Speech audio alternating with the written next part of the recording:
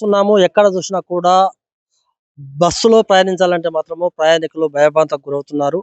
ఈ మధ్య కాలంలో మనం చూస్తున్నాము.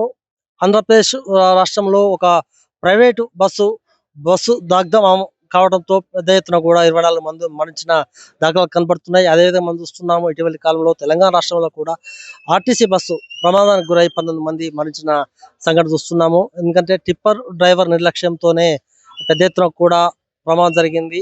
వాళ్ళ కుటుంబంలో పెద్ద ఎత్తున కూడా రోదనలు విన్నాం మనం.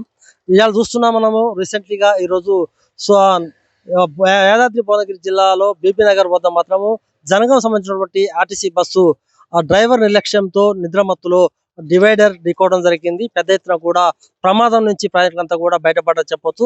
ఎందుకంటే పెద్ద ఎత్తున కూడా ఆర్టీసీ బస్సులు ప్రమాదాలు సంభవిస్తున్న సమయంలో ఎవరైనా ప్రయాణికులు ఆర్టీసీ బస్సు ఎక్కాలంటే భయభ్రాంతులకు గురవుతున్నారు. అసలు ఆర్టీసీ బస్సులు అసలు ఎందుకు ప్రమాదాలకు సంభవిస్తున్నాయో అర్థం కావట్లేదు. వీళ్ళందరికీ కూడా ఓవర్ డ్యూటీ వల్ల లేకపోతే వాళ్ళ నిర్లక్ష్యమా ఇప్పటికి కూడా ఆర్టీసీ అధికారులు దాన్ని కనిపెట్టలేకపోయారు. ఇప్పటికైనా ఏదేమైనా కూడా ఇక్కడ బీబీ నగర్ లో ఉన్నటువంటి మనం చూస్తున్నాం విజువల్స్ లో ఉన్నటువంటి ప్రమాదం చూస్తే మాత్రం అక్కడ ఖచ్చితంగా ప్రయాణికులు భయభ్రాంతులకు గురి కావాల్సింది. ఎందుకంటే డ్రైవర్ నిర్లక్ష్యంతోనే పెద్ద ఎత్తున ఇక్కడ పోయి ఒక డివైడర్ ఢీకొందంటే ఒకవేళ డివైడర్ లేకపోతే మాత్రం పెద్ద ఎత్తున కూడా ఈ బస్ అంతా కూడా లోయలో పడేది, పక్కకు పోయేది.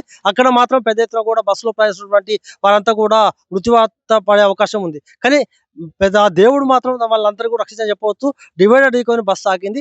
పెద్ద ఎత్తున ఈ ప్రయాణికులు కూడా ఏమంటే ఆన్ ది స్పాట్ లోని బస్సు దిగి వేరే మళ్ళీ కింది దిగడం జరిగింది. వీళ్ళంతా కూడా వేరే బస్సులో ప్రయాణించడం జరుగుతుంది. ఏది ఏమైనా కూడా ఆర్టీసీలో బస్సు ప్రయాణం అంటే మాత్రం పెద్ద ఎత్తున కూడా ప్రయాణికులు ఇబ్బంది పడుతున్నారు. ఇప్పటికైనా ప్రభుత్వాలు స్పందించి ఖచ్చితంగా ఆర్టీసీ డ్రైవర్లకు మాత్రము అది ఎక్కువ డ్యూటీ చేయకుండా వాళ్ళు ఏ సమయంలో డ్యూటీ చేస్తున్నారో ఏ సమయంలో డ్యూటీ తీస్తున్నారో వాళ్ళ విధుల పట్ల వాళ్ళకి ప్రభుత్వం ఖచ్చితంగా కొంత స్వేచ్ఛ చేయాలి.